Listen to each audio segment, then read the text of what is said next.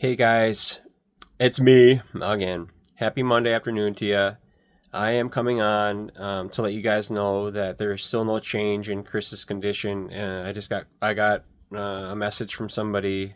Thank you, Kelly, for keeping me updated with Chris's condition, and I guess he's still in a coma, still in the ICU. And I ask you guys, truly, honestly, please just pray for him and his family.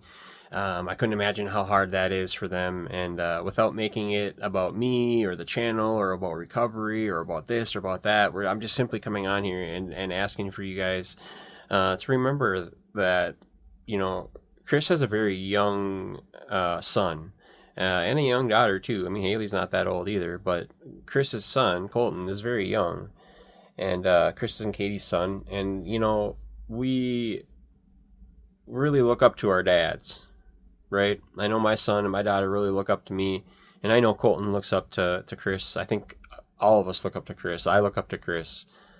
And it's very unfortunate that these things happen, but they do happen, and you never think they're going to happen to somebody that you know or to your friend. And it just so happened to be that I had a little bit of a falling out with some people in the Hoodlum family right before all this went down, and so now I'm kind of feeling, and honestly, everything kind of goes out the window when things like this happen. But I want to be a part of the solution going forward and how we're going to help each other out, just like during life's unkind moments, right? How we're going to help each other out in these circumstances, because we're all a part of the same family, and some of us aren't getting along at the moment, and that's unfortunate. It really is. Um, so, without making it about me or my life or my recovery or anything, I just want to tell you guys that no matter what's going on in our lives, we got to be supportive of people and their ventures and their ups, their downs, their wins, their losses, because you know what? We always go through things for a reason, right? We go through the hardships, the ups, the downs, the wins, the losses, the tribulations, the hardships. We go through these things as a result of needing to learn something, right? Because we learn something in everything that we do, whether good or bad, right?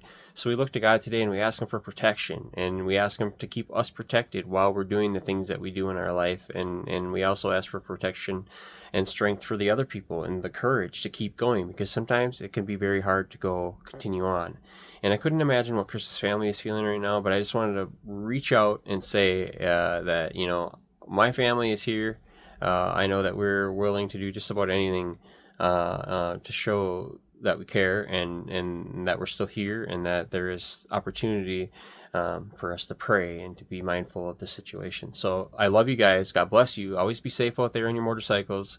And just before you do anything, you guys, look over your motorcycle, check the tires, make sure there's nothing hanging down, make sure that your fluids are all good, so you don't have a breakdown, and make sure that your lights are working, make sure that your tires are good. I think we said that. Like, that means looking at the tires, looking at the inflation, looking at the see if there's any marks, any striations, any kind of not striation, but look for indents, look for nails, look for that sort of stuff. And sometimes rocks can get in between your little grooves there, and you want to get those out too, because sometimes you don't know if there's a nail in there or not. So just, it's good to look over your bike and look at your belt or your chain if you got a chain drive.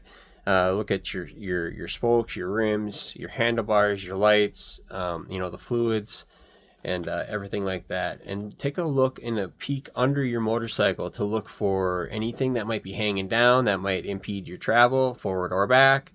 And always be mindful when you're parking or riding in the conditions, because a lot of times I've seen people go down in a parking lot by simply putting their foot into sand, and then boop, that's all it takes. Their knee buckles and the bike goes down. Same thing on the road. Like, I don't know what the conditions are where you are, but if you're out on the road and you're riding, I personally ride more towards the middle of the lanes, of the two lanes or the one lane, because of the fact that you want to be away from the sides of the roads, because a lot of the dead animals, a lot of the debris, a lot of sand and rocks are going to collect on the sides of the roads, and honestly sometimes in the middle. So you kind of want to be in between these lanes of travel. And if you're looking at your road and it's a two-way road, one way going this way, one way going that way, it's best to ride in the middle, or maybe to the left of that. And everybody has their preference. I kind of ride close to the dotted line, but I don't like to ride in the middle so much, because that's where the people's oil and all their fluids and stuff. I mean, oil goes all over, but if we look at this as an awareness opportunity and an opportunity to try to bring awareness to the situation, and not saying anything was the culprit of the accident, but saying that we surely could be more safe,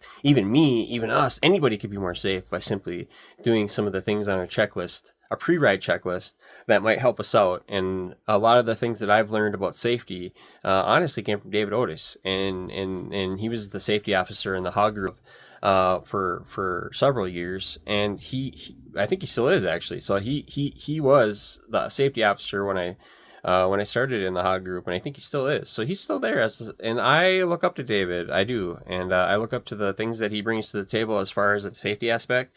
And so now I'm going to carry that into my role as a dry rider. Eventually, I'm still a prospect, but bringing some of these tips and tricks and know-hows and wisdoms to the table is going to help people, because being a road captain, you have responsibilities, and that is your route, right? The people on your route, the conditions, and your gas stops and that sort of thing. And so left, right turns, turn right turns, U-turns. I mean, hopefully we're not doing any U-turns, but you're in charge of all that, right? So you're the captain, you're the leader of the ride. And so just think about all the responsibilities that you have on your day-to-day ride that you have, and then just add people with it and make sure that you're going through. And as a road captain, you should be going through and checking everybody's bike. I know that's how the MC culture works too. If somebody's a road captain, they're looking at all the bikes and they're making sure, hey, Joe, you got to get a new tire. Hey, Billy, you got to get a new this. Hey, Susie, you got to do this. You got to do that. So it's like you go on down the line and you make sure everybody's machines are up to snuff, right? So some of just a few things, you guys, as I'm sitting here pondering what we can do to just try to be more safe out there. Not saying anything was the culprit of Chris's accident. I'm just saying that, in general, we could always be more safe, always. And if people are going to get upset that I'm bringing up safety at a time like this, then I guess they're just going to have to get upset, because this is the perfect time to be talking about this. And when I preface it with, I don't know what caused Chris's accident, I could just imagine that there's a whole host of issues that are at play, right?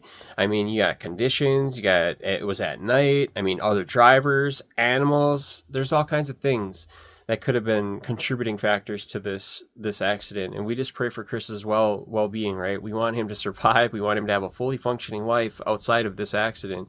And we want him to be Chris, right? We don't want to lose Chris, and that is the main thing. And so as these times come upon us, we're going to look to each other and we're going to wonder, how the heck are we going to get through this, right? But there is hope. There's always hope, and there's inspiration, and there's commitment and dedication. Not so much try to tell other people what to do, but just to give suggestions and pointers and tips and tricks. And Chris has been riding for a long time, and so these things happen, and I just want to make sure that we cover our bases when we're out there riding. So love you, Chris. Hang in there, man. I doubt you'll see these messages, but I just really hope that we can all band together and pray for Chris and make sure that he knows that we're here for him. And if anybody can help in any other way, I would say reach out to Kelly or Terry or Gina or Jess or any of the board members. I would probably refrain from getting in contact with any of Chris's immediate family, because they are going through a lot of stuff right now. So that's just coming from me. I'm not connected to them in any way. I haven't talked to any of Chris's family. I'm just suggesting that, and that was a suggestion coming just from me personally. So you guys, look out for each other. Don't hurt each other.